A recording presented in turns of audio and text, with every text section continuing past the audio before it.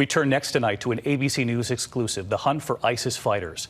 Tonight we take you deep inside Iraq after the president celebrated the defeat of ISIS, their territory taken back. Where they are now. Tonight we're with U.S. forces as they hunt for ISIS. And this evening our exclusive access inside Syria, the refugee camp where the children are dancing around the ISIS flag, and the prison where ISIS fighters are determined to fight again. After dark in Baghdad, we board a Black Hawk. U.S. forces giving us exclusive access to an assault underway right now as the U.S. and Iraqis hunt down ISIS fighters. We are flying out over Baghdad right now after nightfall, all part of an operation to capture ISIS fighters. Intelligence shared between the Americans here on the ground and the Iraqi fighters. We're going to be landing between Fallujah and Ramadi. This operation now underway. They take us west of Baghdad to a base where they hunt them down from above first. 24 hours a day, surveillance in the sky, looking for ISIS fighters now hiding in the desert, the mountains, the caves of Iraq. And in the villages, ISIS fighters trying to blend into the population. You find yourself back in ANBAR province to catch ISIS fighters. Yeah, we sure do. Did you ever think that would happen? I did not. So it's a very surreal experience to be back here in ANBAR 14 years later from doing offensive operations out here against Al-Qaeda in Iraq.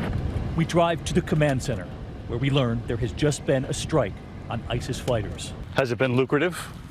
It's been successful. Hidden in the desert is their operations center.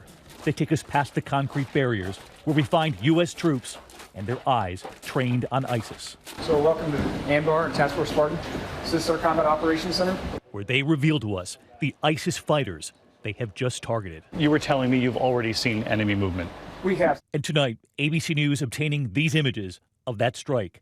They tell us 2 ISIS fighters were spotted where they were sleeping, not far from where they were keeping their weapons. This is where they retreated to. We found them because they got up and moved. They went over to another location to pull some weapons out.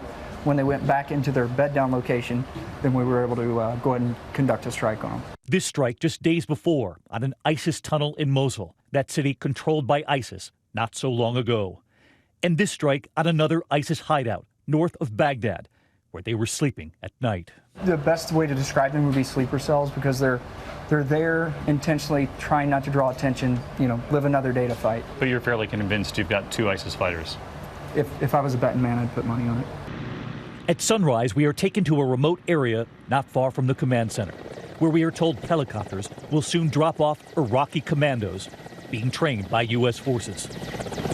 They land, American troops vanishing in the desert sand. These U.S. forces are shadow-like, watching the Iraqis as they drill. They storm this small space, not unlike the caves, the corners they'll soon be sent into to flush out ISIS. These Iraqi commandos will be the front line against ISIS here. The fact that they're able to do this on their own speaks a lot to their capabilities. In the middle of the desert, we are shown the unmanned drones. They are guarded, fueled, and ready for flight. In the skies over Iraq, 8 hours at a time. This is where they're actually operating the drones that are doing surveillance right now over the Iraqi desert, the mountains and the caves where they believe these ISIS fighters are still hiding. You can see this private first class is looking at some terrain right now. We are allowed inside, a rare view of what it is they see, the kind of terrain they're scouring. And we are about to see for ourselves what's playing out right now, deep in the Anbar Desert, where ISIS fighters cross over the Syrian border into Iraq. As you can see, we are back up in the air again, flying over the Iraqi desert. We are headed west of Ramadi, deep out into the Anbar Desert to find the command center for this operation underway right now to capture ISIS fighters. Our flight over the desert in 115-degree heat. We hear the pilots pointing out every lone vehicle, every lone person they see on the horizon. They are ready. And then we see it. The small command post, just 50 miles from the Syrian border. So we are very far western edge of the Anbar Desert. This remote post in the outer reaches of the desert. I took note that while we were flying out here, you could hear the pilots talking about vehicles off in the distance. Right. Completely aware of really every isolated scene on the way out. Yeah, it's just a reminder that this is ISIS is out there. As we arrive, we learn an ISIS fighter has blown himself up, killing another ISIS fighter in the process. The Iraqis then moving in, capturing 5 more ISIS fighters at that location. We have blurred the Iraqi translator for his safety. This is where the operation is underway right now, deep in the ANBAR desert, about 50 to 60 miles from the Syrian border. You can see the Iraqi troops behind me and the tribal militia setting up this defensive perimeter. They are here to find these ISIS fighters. They've captured another 7 of them, captured and killed here in the search for these fighters. The new reality, this is where the ISIS fighters are hiding. The Iraqi general is waiting for us. Hello. Good to see you. They take us into this small tent where the general, using his laser pointer, shows us where they're hunting. Are you confident you'll be able to get rid of ISIS in Iraq? Yes. Right across the border in Syria, ABC News has shown the other major threat. Senior U.S. military leaders telling me this refugee camp is one of their greatest concerns. Inside El Hol, tents as far as the eye can see. Children sitting in the open air. Mattresses on the back of pickups. The young refugees looking out.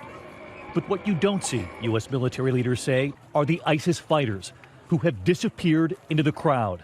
And in parts of the camp, children now celebrate the ISIS flag. ISIS flags inside that camp? That's right. There's one section of the camp where most of the hardcore ideologues seem to be located. Raised an ISIS flag, children were dancing around the flagpole. It's a legitimate concern that this is becoming a breeding ground. Absolutely. And our team is taken to one last place. One of the prisons just across the border in Syria, where the American-backed forces are holding those prisoners.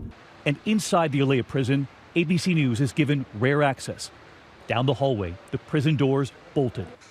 Inside, the vast majority are ISIS fighters. This fighter, Abdullah Halim, says he was a security officer for ISIS for a year. He worked with explosives and targeted police stations.